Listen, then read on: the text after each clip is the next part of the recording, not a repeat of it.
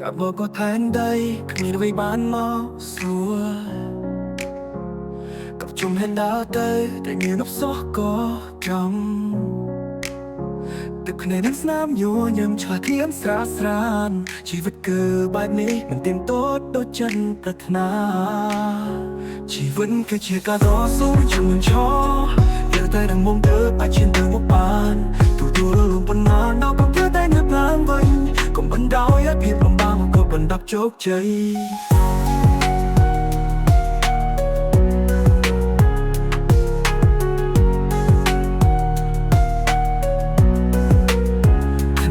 ភ្លឺស្រឡាំងពីទ្វេសង្ឃឹមនៅចំពោះមុំថ្ងៃខ្លាំងងងឹតសងដូចភ្លៀវភ្លៀងបោកបោកខ្លាំងតែក្នុងចិត្តតែមានជំនឿមិនបបកោដៅគឺពេលជ័យជាមេរៀនឲ្យយើងកាន់តែរឹងមាំជីវិតគឺជាការតស៊ូជំនឿឈរតែនឹងមុំទៅបាច់ឈានទៅមុខបានទទួលរំពន្ធបានដល់កំព្យូតែងើបឡើងវិញកុំបណ្ដោយឲ្យភាពលំបាកមកក៏បណ្ដាប់ជោគជ័យកុំខ្លាចនឹងការប្រជុំកុំរើថើយនឹងការលំបាកភាពជោគជ័យពិតបានកើតចេញពីការតស៊ូញើសឈាមនៃស្រោចចូលនឹងខ្លាចជាផ្លែការដបអែមល្ហែងជុំមិនចប់នៃផ្លូវដ៏វែងឆ្ងាយ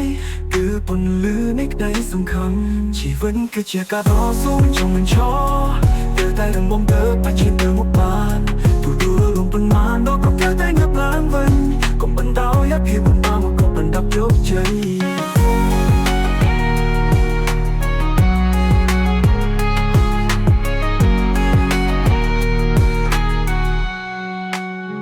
ដល់រាប់ណាយើងនៅនឹងដងហាងអារម្មណ៍នឹងការតស៊ូមិនចុងជួក្រោកឈរឡើងប្រឈមមុខនឹងការពិនជីវិតគឺជាសង្វៀនឲ្យយើងប្រយុទ្ធដើម្បីជ័យជំនះហើយជ័យជំនះពិតប្រាតាមគឺការមិនបោះបង់ជីវិតគឺជាការតស៊ូជំនឿឈ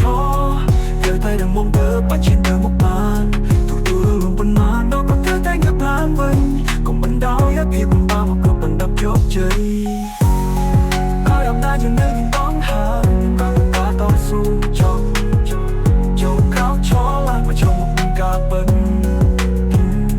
ជីវិតគឺជាសង្វៀនឲ្យយើងប្រយុទ្ធដើម្បីជ័យជំនះហើយជ័យជំនះពិតប្រាតាមគឺការមិនបោះបង់